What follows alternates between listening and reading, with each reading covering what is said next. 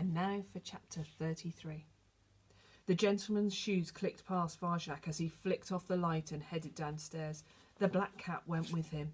Fury, pure, white-hot fury seared through Varjak's body, surged through his muscles, scorched away his fear.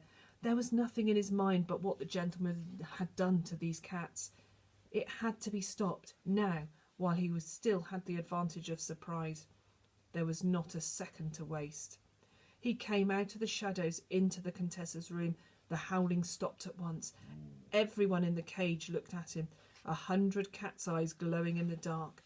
How to set them free? He'd seen the gentleman pull a lever to lock the cage. There it was, halfway up. One more climb for Varjak Paw. The wire mesh cut into his pads as he scrambled up, but at least it had grips, more than the garden wall. Varjak hooked both paws round the lever. He pulled down with all his weight, and the lever clicked. The metal door swung open. Cats began to stream out. They were pushing, shoving, fighting each other to get away first. "Wait!" cried Varjak. "Everyone! We have to work together!" No one was listening. They were running in a panic out of the darkness of the Contessa's room. Varjak leaped out of the cage. It was chaos on the ground. Paws and claws and tails like snakes writhed as 100 cats fought for their freedom. This wasn't going according to plan. Where were Tam and Holly? They could help him if Holly would forgive him. A howl of pain came from somewhere outside the room. Varjak clambered over the paws and claws, out of the door, onto the landing, into the light. The black cats were at the top of the stairs, both of them. Together they were terrifying. No one could get past them. Strewn beside them were the bodies of those from the cage who'd made it out first. They'd been swatted aside mercilessly and were either out cold or dead. Varjak couldn't tell. The others were trying desperately to get back into the Contessa's room, where they thought they'd be safe. It was carnage, but in the middle of it all, Varjak felt strangely calm. There was no way back for him. This wasn't going to be like fighting Julius or even Razor. This was something else. It was life or death. That simple. Like a dancer, he picked his way through the chaos of cats. They made space for him. A profound silence settled on the top of the stairs. Varjak looked at the two black cats and started to breathe deeply, filling his lungs. He was getting stronger and better every time. The power was growing within him like a living thing, and he could feel it again, rising up now. This was what he had been born to do. This was it. This was the moment he'd been waiting for all his life. Fourth skill, slow time. He sucked in the air, slowed himself down. Fifth skill, moving circles. Varjak came at the gentleman's cats, powerful as a pulsing breath. Sixth skill, shadow walking. Varjak flickered out of sight. The black cat's whiskers twitched as if they knew something was about to happen, but they didn't know what. Varjak's moving circle lifted him up, flying, an arc of vengeance aimed at the enemy. For the elder Paw, for Holly and Tam, for every cat who'd vanished off the streets.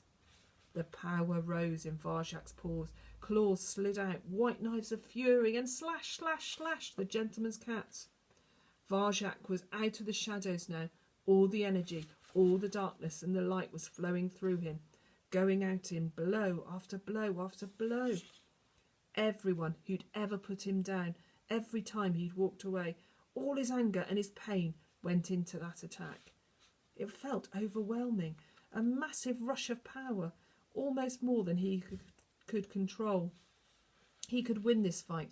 He could beat anyone because he knew the skills. He kept the way alive. Inside him, everything Jalal had passed on was coming together, and around him he could hear the street cats, no longer mewling in fear, but cheering as he lashed into their enemy. It couldn't be long before they joined in, and then the battle would be theirs. He had one of the black cats backed against the wall. Varjak looked into his eyes. Even now they showed no expression. He launched another circle, ripped right across its face. It didn't blink. No blood came out of the wound. Varjak was tearing it apart, but it didn't bleed. How could that be? It didn't go down, and now he'd lost the element of surprise. The black cat hit him back. It was incredibly fast, even with Varjak in slow time. He arched aside and only just dodged. The two black cats glanced at each other, and then they came for him, as they had come for Elder Paw in the garden long ago. The two bodies moving perfectly, one on each side. Varjak spun a circle as wide as he could imagine, moving quick as thought. He deflected one blow, then another, turning them away. The circle held. He could feel the energy crackling through him, but the black cats kept coming, relentless, tireless, perfect. Two of them. They didn't give him a moment to think. Never an opening, never a chance.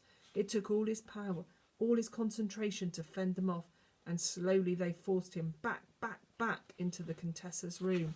Smash! One of the black cats broke through his circle. His defences were down. He reeled off balance. He leapt on him, wrestled him to the ground. Varjak twisted away, but it was no good. His enemy had him now. He was beating him into the floor. Hard to breathe. Where were the others? Why weren't they helping? Must break free. Varjak lashed out. The weight pressed down on him, pinning his paws, crushing his lungs. Varjak gagged. No air. Black eyes filled his sight. He used all his skills, and they weren't enough. The way wasn't enough. But there had to be a way to win. There had to. At the edge of his vision he saw a flash of black and white fur, a gravelly voice. The collars! The collars? Varjak looked at the black cat's neck. It wore a collar, like the toy cat's. He looked into its eyes, so strange, not like cat's eyes, glassy. They were glass, like the toys. Not quite alive, not quite dead. If the gentleman could make a perfect toy cat, why not a fighting cat? A perfect machine, couldn't be killed, didn't bleed, never gave up. Could be turned on or off from the collar. Last chance.